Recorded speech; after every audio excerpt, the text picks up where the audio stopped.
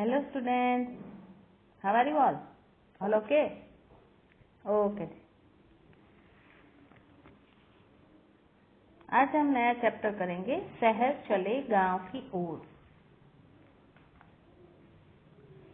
पहले तो लेखक परिचय देखते हैं। पाठ के लेखक हैं अश्व घोष। इनका जन्म 20 जुलाई 1941 यानी 20 जुलाई 1941 में उत्तर प्रदेश के बुलंदशहर में हुआ था। अलीगढ़ मुस्लिम विश्वविद्यालय से इन्होंने हिंदी साहित्य में MA PhD की है। इन्हें उत्तर प्रदेश हिंदी संस्थान तथा भारतीय बाल कल्याण संस्थान कानपुर द्वारा सम्मानित किया गया है। इनके प्रसिद्ध कविता संग्रह हैं तूफान में जलियान, अम्मा का खत, हवा, एक आवारा लड़की, धरती की फसलें और गई सदी के स्पर्श इनकी कुछ प्रमुख गद्य रचनाएं हैं। चलिए पाठ देखते हैं। चलिए, तो क्या हमें किसी काम को छोटा या बड़ा समझना चाहिए? बताइए आप, क्या कोई काम छोटा या बड़ा होता है? नहीं, है ना। कोई भी काम हम अगर करते हैं तो उसे छोटा या बड़ा नहीं समझना चाहिए, पर हमें आत्मसम्मान से जीना है ना। आत्मसम्मान से जीना, इसका क्या तात्पर्य है? अपनी मेहनत और लगन से कोई भी काम करना, आत्मसम्मान, सेल्फ रिस्पेक्ट, है ना। हर किसी को ये चाहिए, सेल्फ रिस्पेक्ट, है ना। तो ऐसे ही दो मित्रों की कहानी है, हम सुनेंगे। प्रस्तुत कहानी में दो मित्रों के माध्यम से शहर और गांव की जिंदगी की तुलना की गई है ना। कंपैरिजन, तुलना मतलब क्या होता है? कंपैरिजन, ठीक है। अब मोहन जो है वो घर पर आता है। मोहन ने जैसे ही कमरे में अपना पैर रखा, उसकी छोटी बहन दीपा चिल्लाई, माँ माँ, दादा आ गया। दादा यानी बड़ा भाई। अब माँ कौशल्या जो थी, माँ का नाम था कौशल्या, वो गाय को चारा दे रही थी। अब दीपा के तीव्र स्वर ने उसके मन में हर्ष का संचार कर दिया। वह तेज कदमों से कमरे में आई और अपने खोए हुए पुत्र मोहन को सामने देखकर उसका गला भर गया।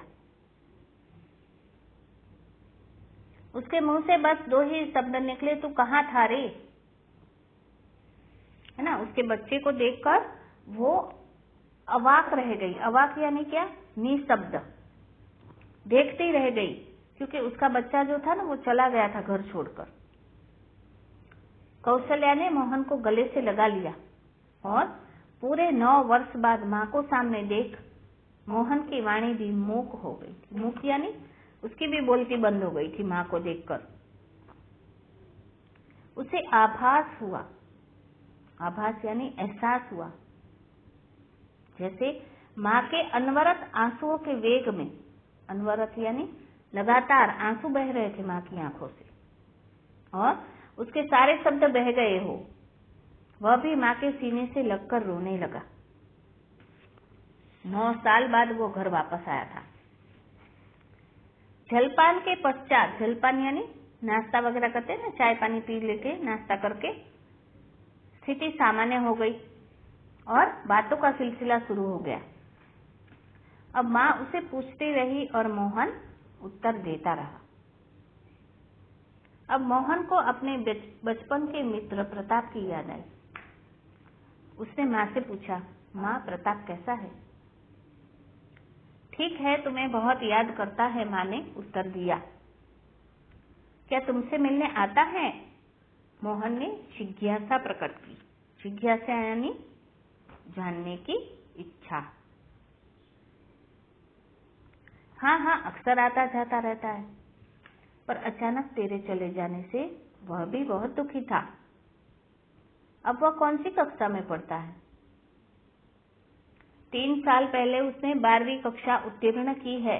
उसे तो नौकरी भी मिल गई थी, लेकिन वह नौकरी पर नहीं गया। 12th पढ़ लिया उसने और 3 साल पहले, और उसे नौकरी भी मिल रही थी, फिर भी वो नौकरी पर नहीं गया। अब प्रताप के बारे में माँ की बातें सुनकर मोहन अतीत में खो गया, यानी पास्ट में खो गया। वह सोचने लगा कि यदि 9 वर्ष पहले वह घर से न भागा होता तो वह अब तक BA की परीक्षा उत्तीर्ण कर चुका होता, है ना। वो पढ़ाई छोड़ के भाग गया था शहर की ओर। मोहन और प्रताप बचपन से ही गहरे मित्र थे और सारे अमृतपुर गांव, उनके गांव का नाम क्या था? अमृतपुर। तो पूरे गांव में इनकी मित्रता की चर्चा थी। और मोहन जो था वो कुछ चंचल प्रवृत्ति का था, उसमें धैर्य का अभाव था। दूसरी ओर प्रताप आरंभ से ही गंभीर और चिंतनशील था, मतलब सोच विचार करने वाला था। और मोहन जो था ना वो चंचल था। चंचल किसे बोलते हैं?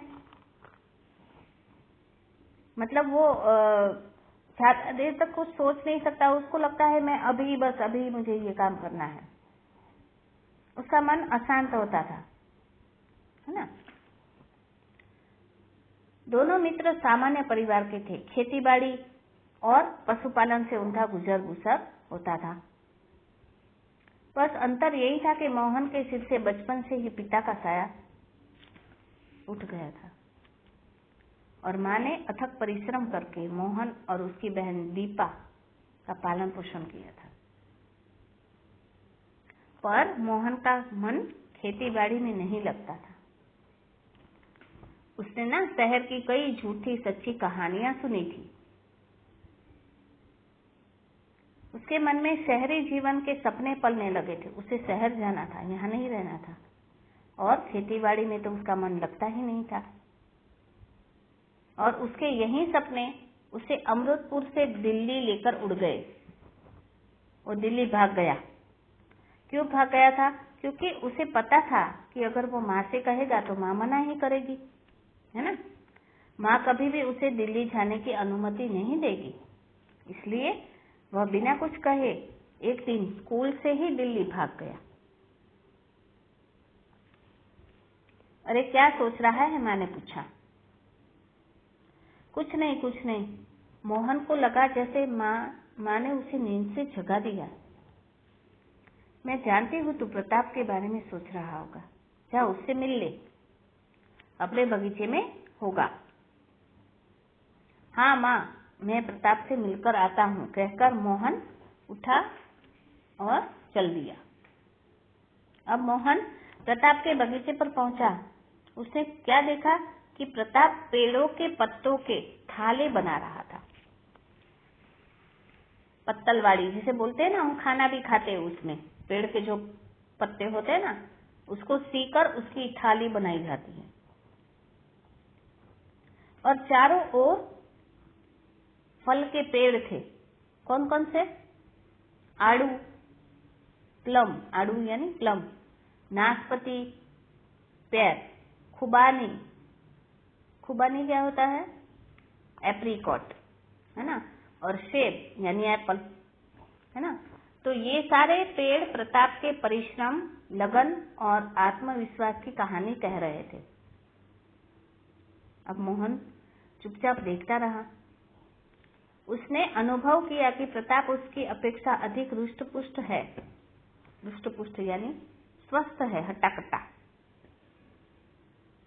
अपेक्षा यानी तुलना में, मतलब उसके जैसा नहीं है वो, दुबला पतला, है ना।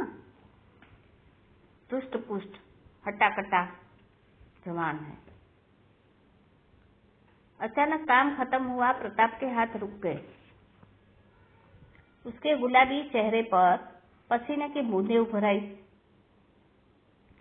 उन बूंदों को देखकर लगता था मानो बुरास के फूल पर ओस के बिंदु झिलमिला रहे। वो इतनी मेहनत का काम कर रहा था ना, इसलिए उसके चेहरे पर पसीना आ गया, माथे पर भी। और बूंदे लगने लगी, पसीने की बूंदे। तो कैसा लगता था? जैसे बुरांस के फूल। ये नेपाल का एक फ्लावर है बुरांस। तो नेपाल का फूल जो है बुरांस, उसके ऐसा लगता था उस पर जैसे ओस के बिंदु होते हैं ना।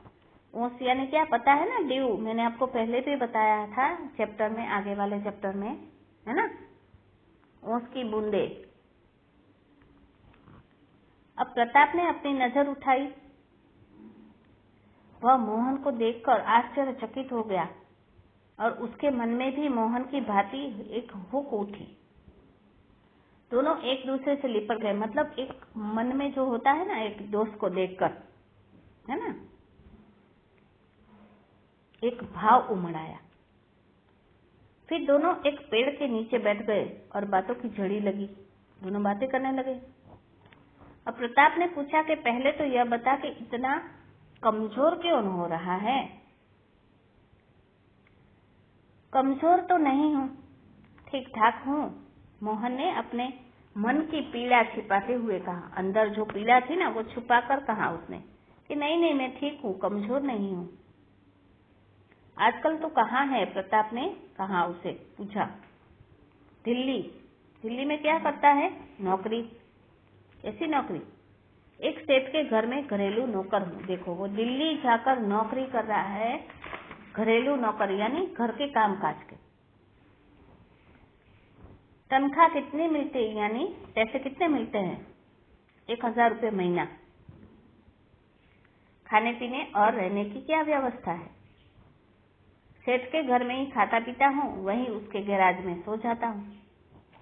मतलब पूरे दिन उसको वहीं रहना है ना?